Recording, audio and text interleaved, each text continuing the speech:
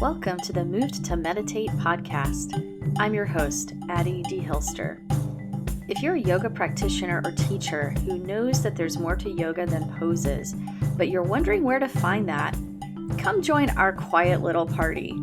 Here you'll find resources to help you deepen your practice, as well as insightful conversations with yoga, movement, and meditation teachers from a range of traditions. On this podcast, we spotlight the more contemplative aspects of movement practice. So we talk about all things gentle yoga, meditation, yin, restorative, yoga therapy, mindfulness, and more. Listen in and connect to a community of like-minded practitioners.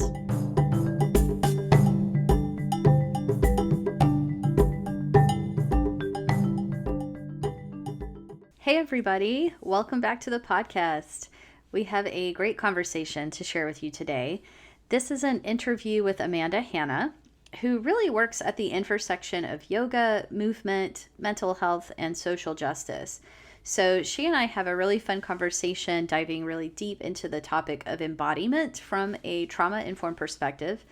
And so we talk a lot about what it even means to be embodied, how and why we might get disembodied, and how yoga, in particular yin yoga, can play a role in the process of re-embodiment. So I think you'll find a lot of useful takeaways from this conversation and just really interesting food for thought here. And before we get started, this is the last week that we're running the special on 6-month memberships at the Move to Meditate class library. They are available until May 6th, and it's a really affordable way to participate in our online classes, and it does not require a monthly subscription payment with this 6-month membership. The Move to Meditate class library is my online collection of mindful, therapeutic yoga classes and meditations. There are 2 levels to choose from to subscribe at. One includes all of my live online classes along with the recorded library classes, and the other one is simply the pre-recorded videos in the library, of which there are about 150 different practices at this point of different lengths depending on how much time you have, focusing on different parts of the body or different themes, different styles, depending on what you need that day. So if you've been listening to the podcast and wanting to find some classes that give you ideas or that align with the kinds of themes that we talk about a lot here on the podcast, then definitely check out the Move to Meditate class library while this 6-month membership deal is available, which is through May 6th, this week. So all of the info is at movedtomeditate.yoga/class library on my website, or you can find the link to that in the podcast description. So with that reminder, let's go ahead and move into the conversation with Amanda Hanna.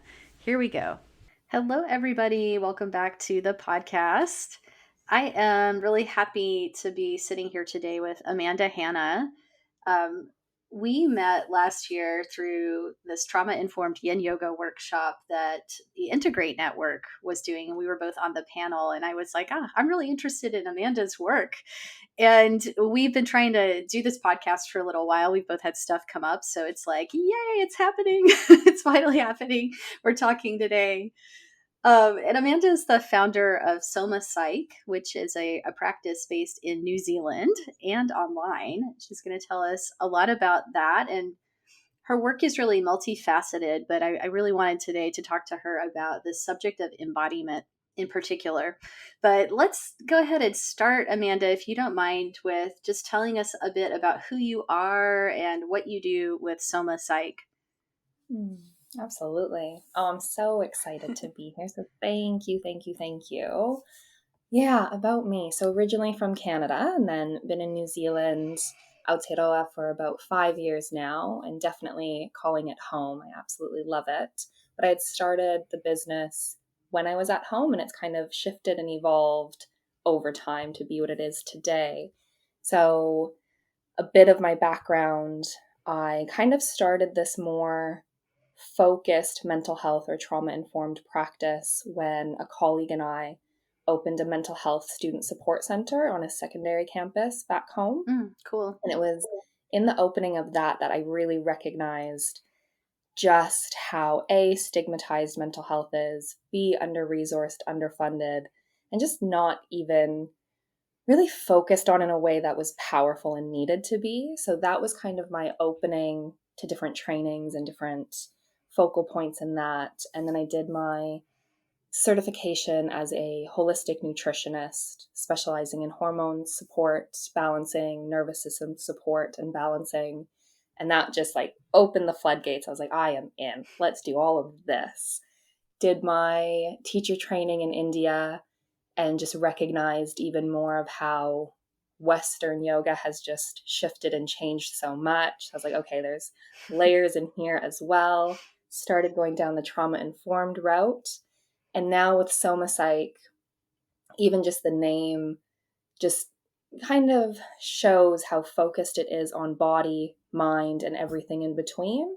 So a lot of what I do is, whether it be one-to-one sessions, group sessions, workshops, retreats, trainings, it's really about advocating for the individual to really kind of take back their own power. And I know that might sound really cliche in the context of today's wellness jargon, but that it's, for me, I just want to dismantle this idea of someone else being the guru or the master or the be all end all, the teacher, and just kind of dismantle that hierarchy and let people know actually this education, these resources are available and we can make them more accessible so that you are empowered in the truest sense of the word.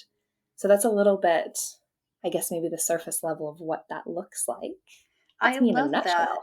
that. That's great nutshell. And I you recently changed over to the name Soma Psych, and I think you were calling your Mm-hmm. podcast or your work before Self Agency Yeah, Academy, right? yeah, So that's yeah. like that empowerment piece of Yeah. giving people the tools to tend to their own well-being and to not have to always look outside of ourselves or wait for someone to rescue us or whatever. Mm-hmm. Yeah, yeah, exactly. Yeah, Mm. very important, very important. And so, where in Canada are you from? Originally Calgary. Okay. Yeah. So Calgary, Alberta. And then we lived more, kind of, we got more rural over time. Lived out in a little, like, I guess, farm town. I was like, I'm done. Lived in Vancouver for a bit. Loved it. Canada's so, so special. I love And New Zealand. Vancouver, Canada. It's beautiful. Oh, isn't it amazing? I'm in Yeah. Vancouver, Washington now, the other Vancouver, but I love both of them. That coastline is just epic. It's Yeah. beautiful. So good. I love it. What Mm. tell me just a little bit about where you live in New Zealand, because to those of us listening from North America, that's like an exotic faraway land that we all want to visit. Yeah. Oh, it's really cool. How I would describe it to people is, if you took Canada's best and squished it down to two little islands, that would be New Zealand. So you just get really epic coastline, beautiful rolling hills when you get more into the rural parts, but the cliffs, the mountains, the, like, we've got the Southern Alps on the South Island, just majestic. It's really cool. And Kiwis, or New Zealanders, like, if people think Canadians are polite and nice, y'all haven't met Kiwis yet. They're just, oh, they're so great. Like, they're just so welcoming. They're so kind and generous with pretty much everything. And you're like, yeah, it's easy to feel at home here. That sounds lovely. I'm gonna start planning my Mm. trip to come visit you. I've got a spare room. Okay. Come along. Yep. It's happening. So one of the big things, like, I've noticed you talk about in your work, and that seems to be a real focus with Soma Psych, is the term embodiment. And this is what I really wanted Mm. to focus on talking to you about today, because it's an interest of mine too. And it's kind of like this buzzword, embodiment. And I thought it would be great if we can just kind of break down, like, what is meant by that term and what is Mhm. embodiment, like, why is it important? Yeah, yeah. And it's, I don't know if you find this as well, but it's kind of this like double-edged sword, if you will, or two sides to a coin that can be very like controversial when we talk about embodiment, because what I have found is the term embodiment has, yes, become that buzzword.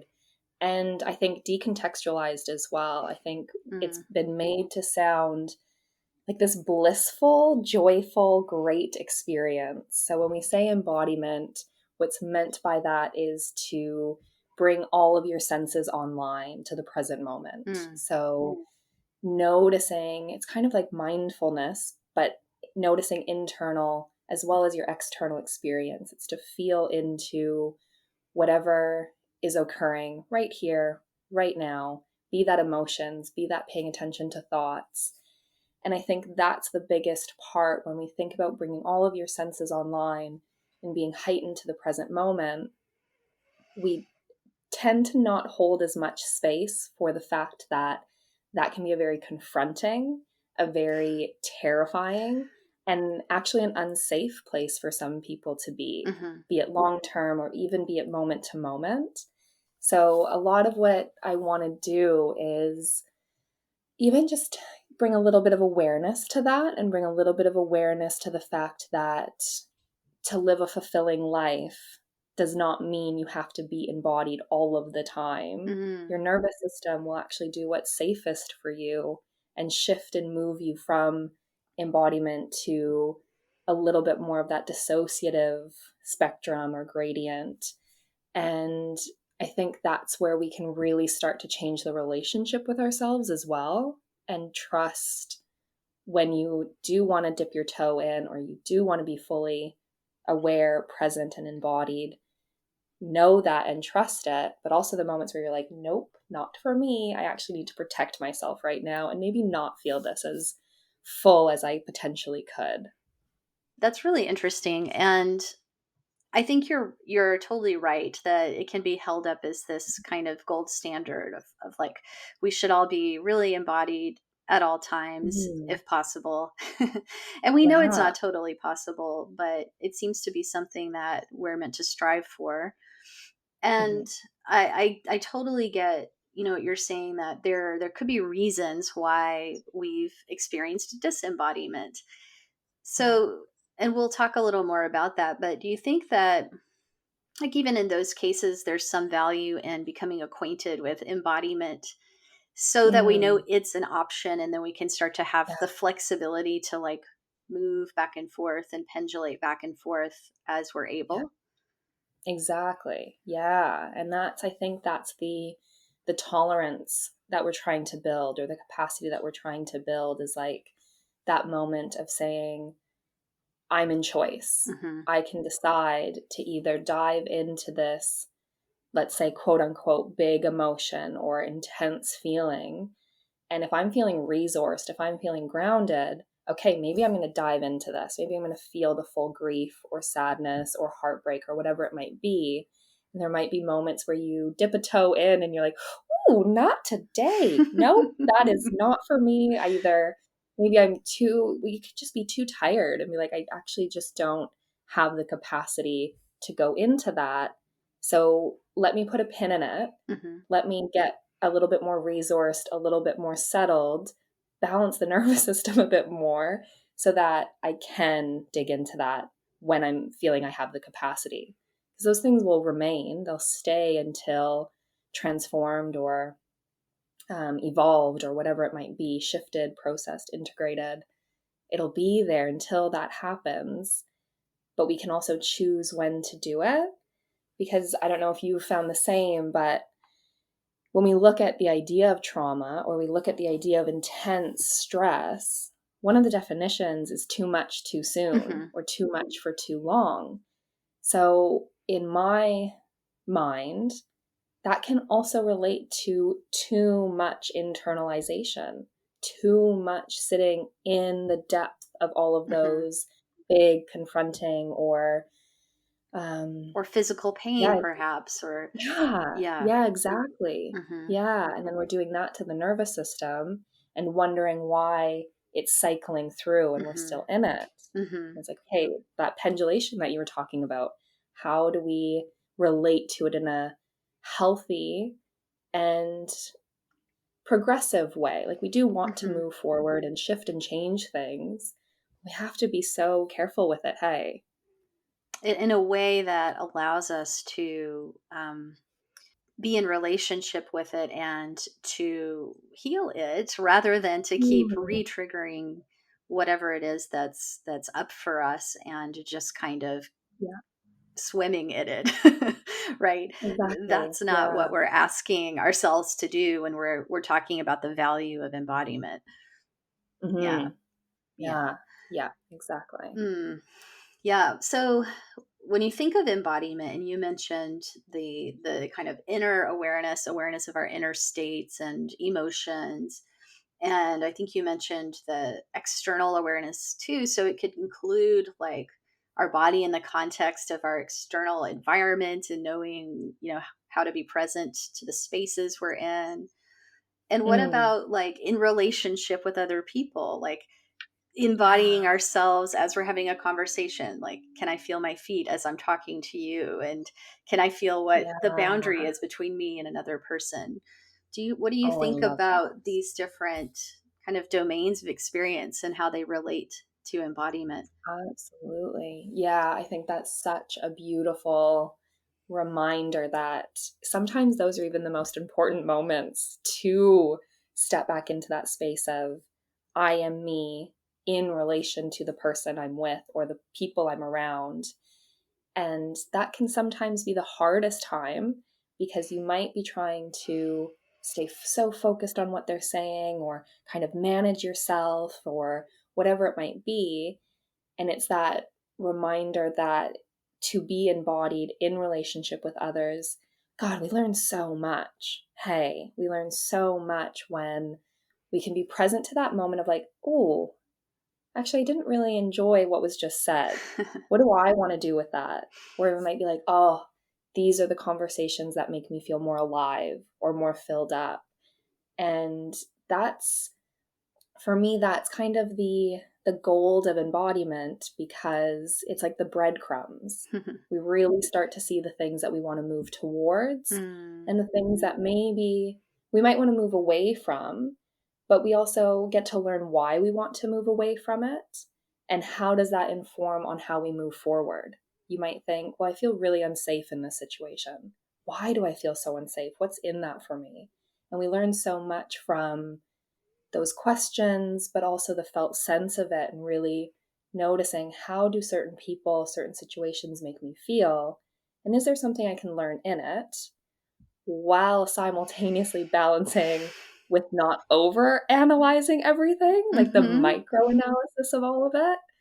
And yeah, like, do you ever find that you get to that point where you're like, okay, I'm thinking about everything. I'm thinking about every single little thing. And like, that's exhausting too. How do Yeah. you strike that balance? Well, I liked what you were saying about the gold of embodiment is kind of putting it in my words. It's kind of like being in touch with that intuitive, like gut knowing, Mm, and yeah. maybe not always having to analyze it or even put it into words, but just kind of knowing intuitively that I'm going to Mhm. say yes to this thing because I feel in an embodied way that this is healthy or helpful or enjoyable for me or good to be Yeah. around. Or other times I know the last time I went to this event I felt really jangled after and I was uncomfortable and I don't want to do that again. Mm, So it could be worth peeling the layers of that onion and kind of understanding why it is, especially if it seems to be like kind of a pattern. But sometimes it's like it's mm. just enough to know that like that my body said no thank you and to Yeah. respect that. Yeah, like, "I hear you. Let's not do that again." Hmm. Yeah. Yeah. I think it's such a rich area of just like learning to trust ourselves and Mm, to feel those signals. absolutely. Yeah, absolutely. Yeah. Well, let's talk a bit about some of the reasons we become disembodied or disconnected from that and why it is so challenging. And I think there's Mm, probably a lot of layers to this, but why is it so challenging for us to live in this like embodied way? yeah. Yeah, it's such a fascinating one. I think the one that I can speak to the most is the way in which our nervous system is just so incredible and wise beyond anything we can comprehend. Our nervous system knows that moment of, can I either fight this challenge, this threat? Can I flee from it or run away? Or if none of those are an option, we go into freeze. Mm-hmm. So we go into that dorsal ventral and come into that space of immobilization. And that immobilization is the moment where the inaction is what stops the process or the energy, the emotion running its course, essentially. It's compressed within the nervous system, compressed within the body, and held there. So we've got that first and foremost, that compression of energy or emotion. When that does happen, it's that moment where the nervous system is trying to protect us from experiencing the thing. So if we have a threat coming at us that overwhelms the system, the nervous system is like, I do not want you to be present for this. Mm-hmm. So let's disembody, let's dissociate from this moment until it's over. And then sometimes it's enough, it's that one acute moment, and people might find that they come back into their body a little bit quicker or a little bit more like quote unquote fully. And that's not like the best term for it, but that's kind of the essence. But when things are chronic or they're happening over and over, the nervous system gets to the point where it's like, well, everything is starting to feel like a threat. Everything is reminding us that this threat is possible. Let's be on guard. Let's actually not feel. So we can go into the numbing out spectrum. We can go into all these different ways to not feel the emotion that might be associated with it. Mm-hmm. So we can relate to it and think that it's such a negative thing to be disembodied. But I'm like, how incredible that your nervous system is like, I don't want you to hurt. I don't want you to experience this pain or remember it in that way. So let me put protection in place to ease this as much as I possibly can in that moment, knowing that over time we can actually shift it or change it and reintegrate, process that experience to come back into the body. So then on that flip side of your question, that kind of part B, why is it so hard? Well, nervous system is like, absolutely not. Like, let's never experience anything like that again. So it's can be such a process, such a time extensive thing. And we have to not only build trust with ourselves again, but we have to build trust with our external environment again. We have to relate to what happened to us in a different way. But the thing that I find the most fascinating is we also have to allow our body to do the thing that it wanted to do in the moment. Mm-hmm. So what I mean by that is, say the threat is coming to you. So say a lion is chasing you in that moment. That, like, let's use that analogy. So a lion is chasing you and you look around, you're like, well, I'm not going to fight this lion. I wouldn't stand a chance. I could run, but there's nowhere for me to really hide. Where am I going to run to? Can't outrun the lion. So that might be that moment where nervous system's like, great, play dead. Typically, that's kind of the gut instinct, is that play dead. All of the reasons, all of the biological reasons we do that. But what your nervous system will be holding on to is the fact that it wanted to run. It wanted to run away and make that motion, that movement. So that pent up energy that got compressed will still be in the system. So when we come to the point of re-embodiment, or say integrating that experience, that movement has to happen. And like Peter Levine is incredible at explaining this. He has those videos where he shows the tremble response, and it looks like kind of like goosebumps or shaking. And that's that disposal or discharge of that arousal energy. Well, that can be a really confronting experience for somebody to face, especially if they're unsupported in it, if they don't have somebody to support and walk alongside them while they're doing it. if they're met with that full flooding of emotion or experience, well, we can again shut it down and be like, I don't know how to handle this. So that's where that kind of too much too soon of re-embodiment can actually do more harm than good. Mm-hmm. I know I just said like 1,000 things to you. And that was I know. great. That was really good. I was getting this image, as you were talking about the nervous system protecting us from an overwhelming experience that's landing somewhere in the body. And the image was like being in a house and like a kind parent, like removing you from a scary room. Like, let's say it's the attic and the attic has a ghost in it and someone's guiding you like, no, it's scary in there. Let's go over here for a while, And then, as you were saying, over time, if this isn't, resolved in some way, that can kind of become more systemic, where then we just become afraid of the whole house and we don't Yeah. even go in there. It's like a haunted house now. And so it's like, yeah, we need that support and guidance to re-enter and re-embody and to establish what is safe, and to do that like in a gradual way, so that we don't just overload the system and we don't just like jump every time a floorboard squeaks, right? Yes, exactly.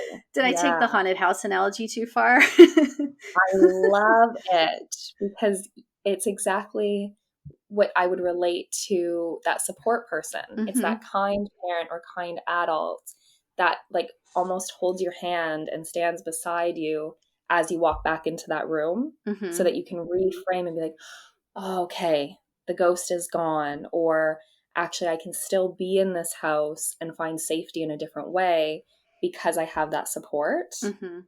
Ah, I'm probably going to use that moving forward. Well, yeah, you So gave me good. the image with the way that you were describing it somehow, so go for it.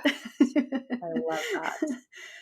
I think there's, you're speaking of, maybe instances of trauma or overwhelm. And I think there's like cultural reasons why Yes. we disconnect and disembody, and things like that as well, that, we may not be so encouraged to value the felt sense Oh, and the like emotional life as much as we are a rational thinking mind, and just kind of thinking about absolutely. the mind and body being separate. And do you have any thoughts about how that plays into this whole experience of disembodiment? Yeah. As soon as you said cultural, something that instantly popped into my mind was that adage of like, boys don't cry. Mm-hmm.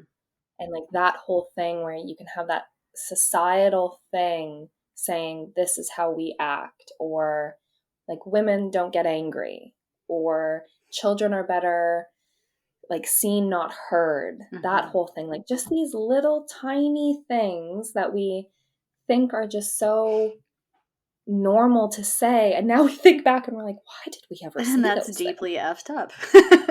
Yeah, like where did we, And we huh? internalize that as an expectation. Exactly. So these internalized expectations start to now play out on a societal level. We see it in the systems and structures that we operate in. So microaggressions, these subliminal things that happen in, say, a workplace, Mm-hmm. or like family dynamics when you're sitting around family dinner on a Sunday night and these little tiny things are being said and you're like, God, I'm 6 years old again. Okay. Yep. And your whole system is reliving it. And you're like, how did we get here? I thought I did so much work. And then we're back there.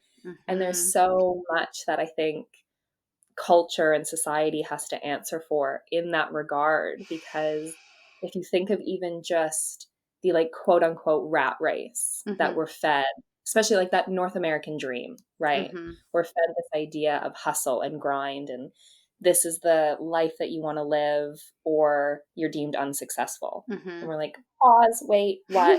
So some people go into work, say it's the 9 to 5, and within them, it's kind of that intuitive sense that you were speaking to. That little voice might be like, but we want to live in a tiny house off the grid with a dog and a chicken coop. And it's like, no, we got to go to work. We got to do this thing.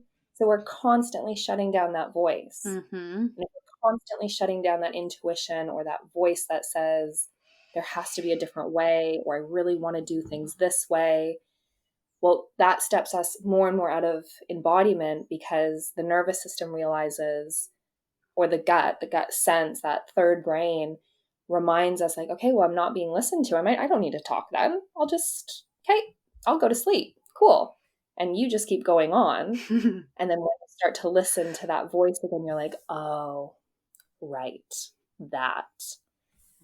So there's so much in it. Hey, there's so There's all many ways. these layers, right? It's like you're speaking of like societal levels, personal levels, familial, relational levels, just like there's Yeah. so many different it's complex, like everything that's playing out in our relationship to our own body and the information that Mm, it may or may not be sharing with us or that we may or may not yeah. be listening to. Right. Yeah. And I'm sure you see it with your work with chronic pain and yoga. Like, we're fed this idea in, specifically, I would say, no, I would see it in this modern the view of yoga that we have, Hmm. the no pain, no gain, Hmm. the push further. One day you'll be able to touch your toes. One day your knee will whatever, whatever. And you're like, no, it literally will not. But I will shut down every internal cue of pain to potentially get there. So we also see it on a physical level, Hmm. where we numb out those pain receptors in hopes that one day will be a pretzel. It's Yeah. like, or let's not. Or let's not. Yeah. I mean, it's like when we're disconnected from what the body's actually feeling or we're overriding that, we latch on to some kind of like ideal or image of what things should be Mm, instead as a reference point, right? Like, so I need to get from yeah, here to there and do this way because that's correct, rather than yeah, feeling what I'm doing and letting that be the goal, right? Like, I would rather yeah, do a yoga pose according to how I feel and what signals I'm getting back from the body, rather than just trying to match a picture in a magazine or something like that, because that's yeah. very disconnected. And to me, Mm, it is just about being in relationship and being in dialogue with the body and yeah, creating yeah. a forum for that. So I'm Mm, glad you brought that absolutely. in. Mm, 'cause it's so big. It's It's such a huge. big component of it. Hmm. Yeah. How would you begin? If you were advising someone Mm, who's asking you, I know I'm kind of disconnected, but I really want to be more in my body. How do I begin this process of re-embodiment? Like, how would you advise mm, the steps? yeah. Yeah, absolutely. I think the biggest thing that I would offer to people is that reminder of less is more in the beginning, because I remind myself always of that definition being too much too soon, that there's potential for harm in too much too soon or too much for too long. So how do I dip a toe in and then take it back out? How do I put my whole foot in and then take it back out? And kind of that just really slow and steady, and letting the body be the leader. Like, there's no space for the mental, like the monkey mind. She's got to go. She gets to sit on the back burner for right now. No shoulds or, but Sarah said I should do this. Like, none of that. Come back to yourself and be like, what does this moment have to offer me? And with that kind of tiptoeing in, I would highly recommend having support around you, because there is so much potential for that deep dive. And maybe you didn't even see it coming, and all of a sudden you're in it. Well, if you have that person that's walking alongside you as support, they can help kind of facilitate that space, or maybe hold space for any questions that you might have, and help guide in that direction. But to start with the process of, so that's kind of like the preemptive stuff. And then as you get into it, I think it's working from the outside in. It's orienting to safety and finding ways to establish tools and resources, so that when you start to do the process itself, as you go inside, if the inside environment becomes confronting or maybe overwhelming, you know that you have anchor points outside of you that you can say, okay, whoa, my heart's starting to pound, maybe my breath is changing. Where's my anchor point? Like, Mm-hmm. what can I look at outside of me to remind myself that I'm right here, right now, and that I'm safe in this moment? I don't have to stay inside. So have those anchor points, something that you gaze at. Like, I try to have one anchor point in each of the rooms that I spend the most time in. So, Mm. like right now, for example, I'm in my office. I spend quite a bit of time here. So my anchor point is the plant that sits on my desk. So I know if things start feeling big inside, I look at that plant and fully immerse myself in it. I'm like, okay, colors, texture, like maybe I'll even like dust it and get some of the dust off and like really be in it. And then I can say, okay, feel my sit bones on the chair, my feet on the floor. So then you're kind of outside, but you're starting to come inside. So focus on extremities or the parts of the body that are further away from your core. Because if you take a moment right now and think to yourself, where do I typically feel the most emotion or the biggest sensation? It's typically in that core, the heart rate, the Mm-hmm. breathing, the gut sensation. Mm-hmm. So if we start external, get to know what that feels like, and then feel your feet on the floor. If you're lying down, it might be your back body resting on the mat or the floor. It's orienting to your body, but we're starting extremities and slowly starting to work our way in. And then you might notice, how am I breathing?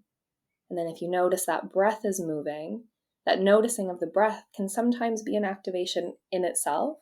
So again, okay, back to the feet or back to outside. And that's that pendulation. I think that's the biggest part, is dip a toe in and then come back out. And the Mm-hmm. real noticing of it. And sometimes you'll feel so resourced that you're like, okay, I'm going to sit with this sensation for a while and just really let it play out. Let it watch its entire evolution. And then once it's dissipated, once it's gone, okay, now I'll start to orient myself to something else. And I think that's one of the biggest things, is just how simple that sounds. Like, people listening might be like, huh? But give it a go. And then you get there and you're like, oh, that's what it feels like to be me right now. Mm-hmm. Right. Okay. What is that? So It's not did that simple. answer I your mean, question? it's clear. Like what you're saying is clear to me, but the process to do is not simple. And it's still No. very much a mindfulness practice. Like mindfulness is not only paying attention to the inner sensations, but also the Yeah. externals. And it takes such presence of mind to navigate a dance like what you are describing of Uh-huh. monitoring, like what's it like to go inside, and then how do I reground with outside, Mm, and how do I move back and forth and kind yeah. of balance my system as I do. And that Yeah. takes lots and lots of awareness And and patience and patience. compassion and kindness. Yes. Like, it's such a big ask. It Hmm. is. Like, when I'm doing a trauma yoga series, like they're typically an 8-week series, but the whole first session is setting up those Mm. tools and foundations so that we know moving forward. Because within trauma informed yoga, the intention is to explore embodiment. It is to kind of reclaim that sense of personal power Hmm. because of relational trauma or any trauma they've experienced. So that first session is so crucial in the setup of safety, but also ensuring people have the tools. Like, there's about 5 or 6 tools that we go through so that you really understand if inside is becoming too intense or confronting or big, what's outside, what tools do we have outside? If the external environment is becoming too much, what are tools inside so that you Hmm. can orient to safety throughout? And it's that dance. It's exactly what you said. Sometimes you're doing like a salsa and it's like chaos, it's everywhere, and you're like, ah. Sometimes it's a slow dance, A like a waltz ballroom maybe, or dance. Oh, a waltz, some yes. graceful waltz. Exactly. A graceful waltz, exactly. and then everything in between. And it's that recognition of, what does this dance need to be in this moment to change or deepen, or maybe just nourish that relationship with self and change what that looks like, or what that can look like for each individual. So there's so much in it. It's Hey. so major because it's like we have to develop some skill around this in order to have choice. And to Mm. even realize that you have some choice about where you place your attention is a huge, major, big deal. Right? Yes. And so I love that you start those series out with kind of these like attentional skills and Mm. intention skills, really, of like, Yeah. what are my anchor points, and what's it like if I put my attention here or over here or in here? And I think that's really overlooked a lot. And maybe it's just one of those Mm. things that we don't know that we have access to, and it could be a superpower. Oh, an absolute superpower. Yeah. Hmm. Yeah. Because I think most people will say, like, by the end of the series, most people say, my biggest takeaway were those tools. Hmm. Because those tools are used in everything, on the mat, off the mat, daily life, Hmm. In the everything. car, in a And, conversation, oh, in a meeting, yeah, on an yeah. airplane. Yeah. Like how you were saying, embodiment when you're in relationship to others, if Hmm. you're talking to someone else, if you're starting to be activated, but you can't, maybe it's socially unacceptable to walk away. Maybe it's like the CEO or whatever, and you're like, I got to get out of here, but I can't, Hmm. want to keep my job. You have to manage yourself in that moment. If you don't have any tools, that's going to be such an uncomfortable situation for Hmm. you, and potentially a really unsafe situation for your nervous And it system. just builds and So, builds and builds, and has a huge yeah, impact on your body and your mental health. massive, massive. So if you have that tool where you can say, okay, activation is coming, what am I going to use while still staying present to this discomfort? Like that is such a superpower. Hmm. Like massive. So I good. love that. Let's talk a little bit more about how yoga and movement practice actually fit into this process too. So, like after you've developed some of those attentional skills, where do you go from there, and how do you start to Mm, experience the body, and what does that look yeah. like? Yeah. So from there, we really start to focus on reiterating and continuously coming back to the idea of choice, of like, what might it be like to put your foot here? What might it be like to bend or straighten the knee? And you get to choose which one you do, or how long you stay there, or what that looks like. And it's in that moment, if, say, and then you can kind of start to play with different intensities or different angles and say, okay, if you've got your knee bent in this shape, are you noticing an intensity in your upper leg, what you might call your quadricep? What's happening there? Can you stay with this intensity? Or is there a cue that tells you to back out and come out of it? Honoring that. Do you stay or do you come out? And then you kind of watch everyone do something different. And that's when you know you've hit that point, or you've driven it home, because you look around and everyone looks different. You're like, yeah, it's As the perfect. teacher, That's you're what we like, want. yes. Yeah. Yeah. You're like, okay, did a thing. They got Great. it. Yeah. If you look around and everyone still looks like you, then we've missed the mark. We Hmm. haven't quite either articulated it or spoken it in a way, or maybe we actually haven't set the foundation powerfully enough where they feel safe enough to make choice. Hmm. Because I think that's kind of maybe the like the bench I don't know what that Benchmark? phrase is. The like the The benchmark, the benchmark? thing. Yeah, maybe that thing. The thing that says, okay, we're moving forward. We're getting to Yeah. the point where more choice is being taken. There's more listening to internal cues, and that's what we can work with. And if I look around and I see everyone looking the same, then I'm Hmm. like, okay, now we got to go back, take a few steps back. There's a little bit more work that I can do Hmm. to facilitate that safety a little bit Yeah. more, because that's where we want to get to, is that point of, oh, I noticed pain in my knee. The teacher hasn't told me that I'm allowed to move yet, but I'm going to do it anyways because I've noticed pain. Mm-hmm. So it's kind of helping people understand that sense of agency or personal power, if you will, and then implementing or taking action on that choice. Mm-hmm. So it's a tough one because they walk into trauma-sensitive yoga and we're here facilitating choice and facilitating safety, but then they walk into a general studio, which is often facilitated in a very different way. Yeah. Not all teachers, it's not what I'm saying, but for the most part, it's facilitated differently. So then they're told to not listen to their cues. And you're like, oh, goodness. Great. Back to square one. We're just going around undermining other yoga teachers, right? We really are. We are. Yeah. Those teachers are like, no, stop doing that thing. But Amanda and Addie said I could. Yeah. Yep. Well, it's like, this whole teacher-student dynamic goes back to when we're like 4 years old and we go to school and we sit at a desk and we're told we need permission to get up and move or stand and stretch or leave the room or go to the bathroom or take care of ourselves in some of those basic ways from a really young age. So in some ways, it's not too surprising that people feel like they're not conscious of this, like that they need to ask your permission to move their knee.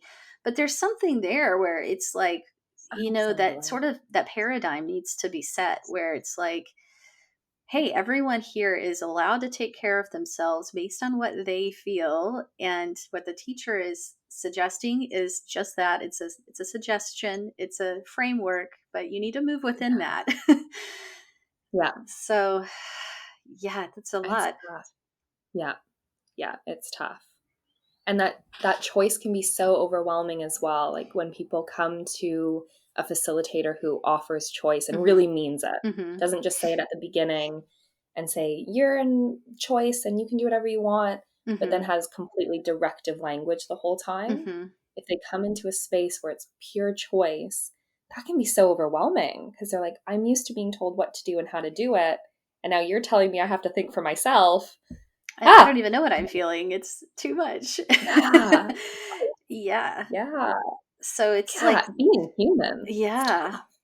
It's like this process of learning baby step by baby step, like how to interpret what we're even feeling from the body and then how to act on that. And exactly. And I know you teach a lot of yin yoga as well. And do you find the yin practice useful in this domain, or does it have extra challenges, extra benefits? Like, how does this fit in? Yeah, all of the above. Yeah, all of it. It's super useful and it has so many more layers of challenges because now with yin being that slower, passive, more subtle version of yoga where we hold the shapes a little bit longer, there might be more pockets of silence or more interoceptive cues where we ask you to notice your body and what you need. But now we have to take into consideration the potential triggering that might happen with mindfulness or those moments of internal reflection or noticing that, because it's a drawn out period of time. So to facilitate that, you have to really think about, when am I talking? How am I talking? What am I actually cueing? What am I actually offering here? And because of that extra time, that's where it's so useful, because you have that time to offer those embodiment cues, to offer that more introspective space. So when it's done in a trauma-informed way, or it's done in that kind of like participant first mentality, that there's so much potential for that tolerance for discomfort to evolve or change or expand. And I think there's something in the time that they get to sit with their body in one shape. There's the potential to actually see the evolution. Like it's like that whole adage of this too shall pass. So they can kind of use the physical body to parallel process what happens with emotion and thoughts. So they can see, okay, my hamstring is feeling intense sensation right now, like it's really loud. What happens if I linger here not in pain, like scaled back to that kind of 20% sensation. What happens if I linger here and maybe breathe through it? Or what happens if I start to think about something else and then bring my attention back? Has the sensation changed? So they start to see, oh, if physical sensation is impermanent and changeable, are emotions also that? Mm-hmm. And we start to see the parallel of, well, emotions actually are impermanent. They last 19 seconds when given their full due course. And thoughts can also be impermanent. They shift and change. So we start to parallel process on and off the mat. Mm-hmm. I think that's kind of the little nuggets of gold again, where people are like, oh, that. Mm-hmm. Okay, got it. Yeah, sweet. So yeah, We I think just those get are some power. experience with that process, and it's instead of having someone Yeah, tell you this too shall pass, you won't always feel like this, exactly. which can sound really annoying when you're stressed out or Yeah, you're the one in right? distress. But to actually Yeah. have the experience of that in your body, so you know it to be true on some level, that really Hmm. develops your confidence that you can Yeah, withstand challenges. exactly. Yeah. Because it can sound so patronizing. And you're like, Hmm. I get it. And right now, this sucks. I'm like, yes, Yeah. got it. Yeah. And how do we actually just facilitate a space for you to even say to yourself, like, oh, this thing passed. Hmm. Maybe this other thing could too. Hmm. Yeah. Yeah, I love that. And I totally agree. Like in yin yoga, there's a lot of opportunity to just explore our relationship to intensity and Mm. our relationship to sensation and Yeah. learn to make choices about when to be with something or when to back off away from something. And Hmm. we have the stimulation of a stretch or some sensation that we're creating in the body. And because Yeah. we're the ones creating it in that moment, we also can stop it.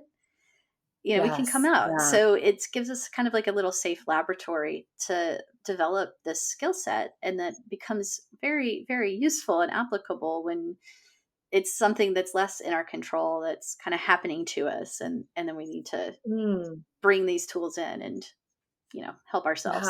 Right? You become a little like scientist researcher, and you get to like it's your experiment, and you actually have control over all variables in that moment Hmm. and decide, what am I going to do with Hmm. this? And then take those findings and do what you will with it. Hmm. So I think that's the power of like really mindfully facilitating those spaces. Yeah. And I think as teachers, we really need to start taking ourselves out of the equation and remind ourselves other people's practice has nothing to do with us. It is their own experience. We just say some It words. does, though, in the sense that we are kind of creating the setup for that. And Yeah. we're creating the container for that and the paradigm in which, it's a really Yeah. nuanced way to think about yin yoga, because you can also go to a yin class where they're just like, go to your edge and be there on your edge and, Yeah. edge, edge, edge.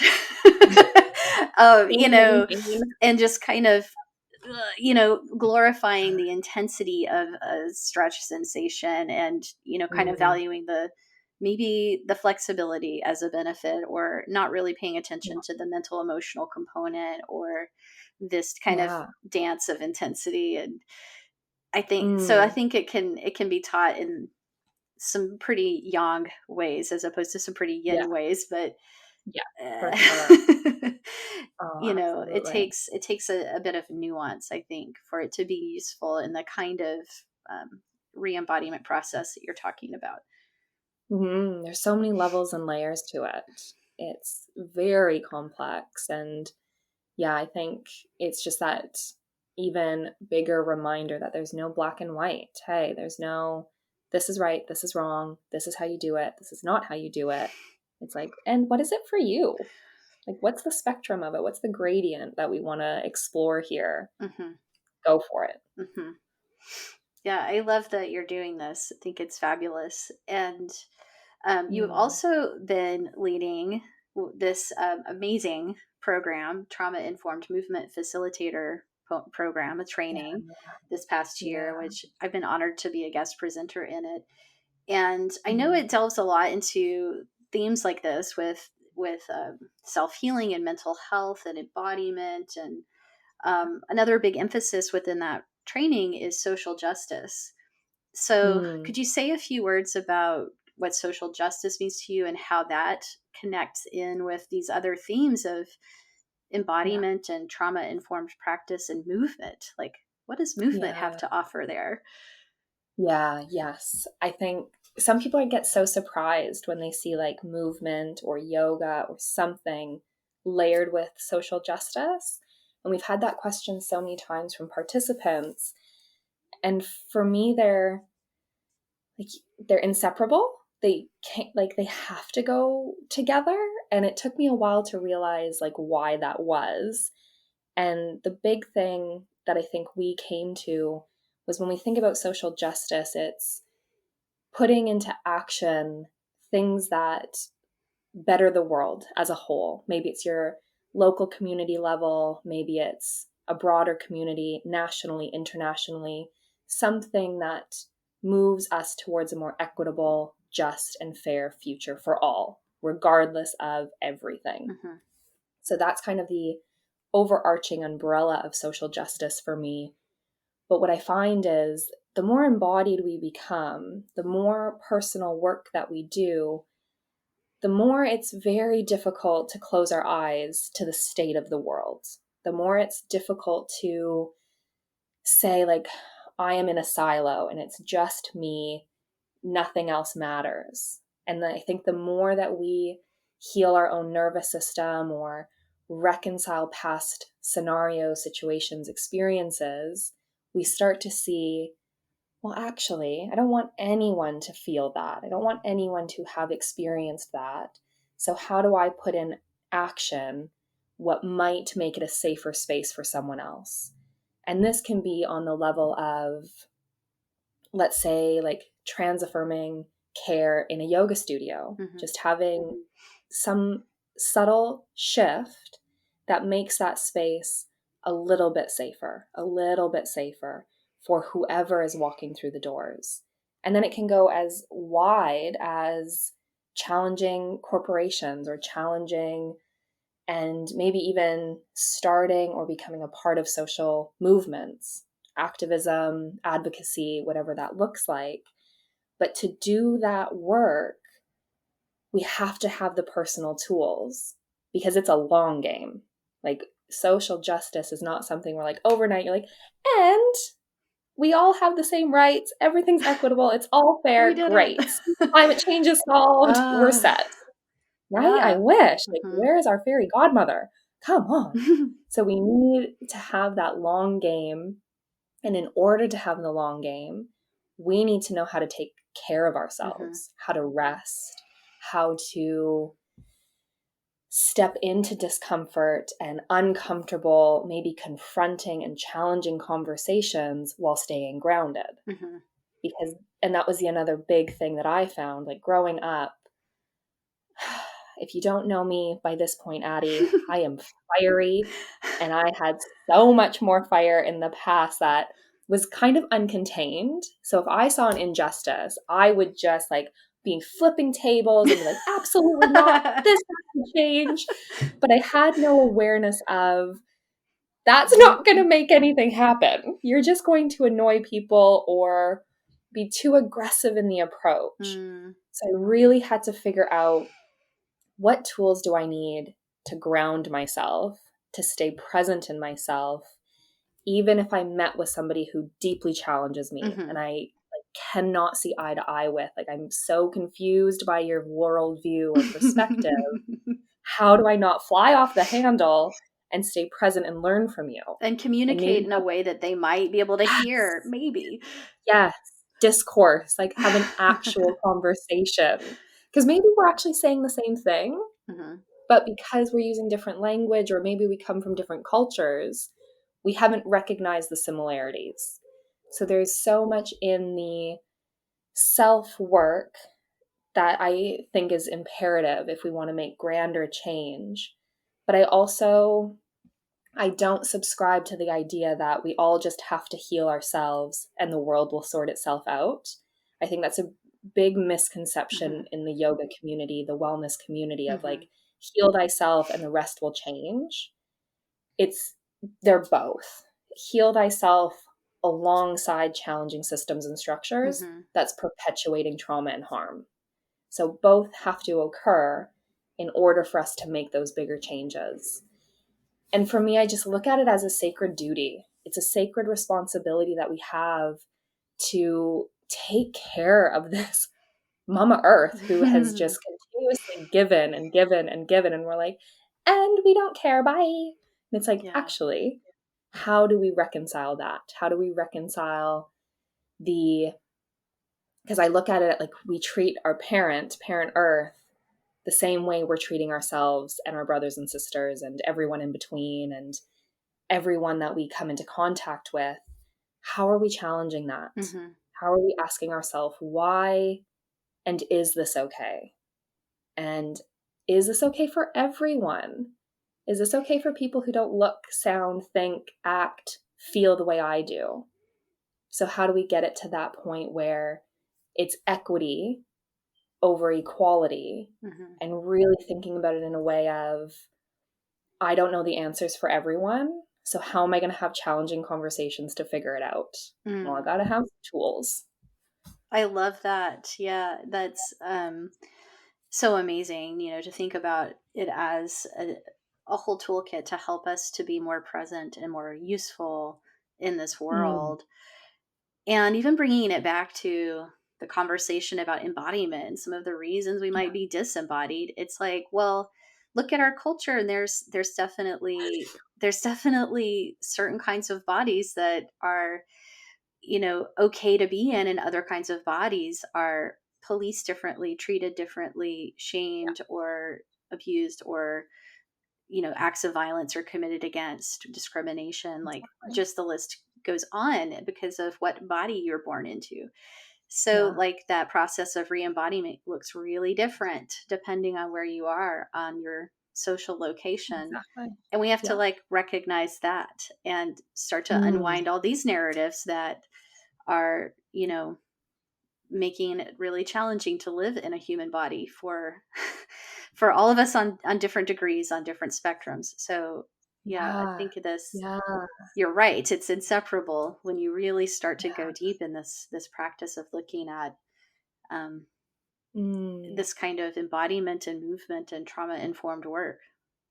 I was talking to I offer therapeutic programs in prisons here and in the community for people post-incarceration. And I was talking to one Maori man, and Maori is our indigenous people. And I was talking to him, and we were talking about this whole embodiment thing. He's like, I don't get it. What's happening here? What are you talking about? And we kind of had this conversation. And by the end of it, where he got to was, he's like, well, the more I step into my skin, the more I become aware of my bones. And he talked from a Te Ao Māori perspective, or a Māori worldview perspective. He said, the angrier I get, the angrier I become, the more rage I feel towards all of the injustices that have happened. So he's like, is it better for me to step into that rage, or do I stay disembodied or out of my body? I was like, great questions all around. And what does it mean? Can we be embodied with that rage and turn it into sacred rage? Rage that can be put into action, rage that can move towards change. But that's where they need allies as well. And that's where we need to step into that space of, how are we making change for the whole? And that's where it can be so messy and so complex and so beautiful and powerful. Like, it's everything. It is. It's everything. Well, thank you for this rich conversation and for the multifaceted work that you do, so intersectional, and it's so human centric, and I really appreciate the perspective that you bring. And thank you for taking the time to talk today. I know you've got to run pretty soon and go off to another meeting, because it's a morning for you. It's tomorrow for you. Based on, it's Friday afternoon here, but it's Saturday morning there. Bright and early. No, it was so great. I appreciate it so much. I love your work and what you bring forward. It's just been an honor to kind of walk alongside each other in this and learn from you and be able to elevate what you're doing as well. I just love it. So thank you. Oh, my pleasure. And I have a feeling we'll be able to work together more in the future. Mm, absolutely. Yes, please. Thanks so much, Amanda. So that's today's episode. If you enjoyed this conversation, please share it with a friend and or leave us a review on Apple Podcasts and help others find us that way. To learn more about my work, the Moved to Meditate class library, live online classes, teacher trainings, and private lessons, go to movedtomeditate.yoga. Thanks so much for listening.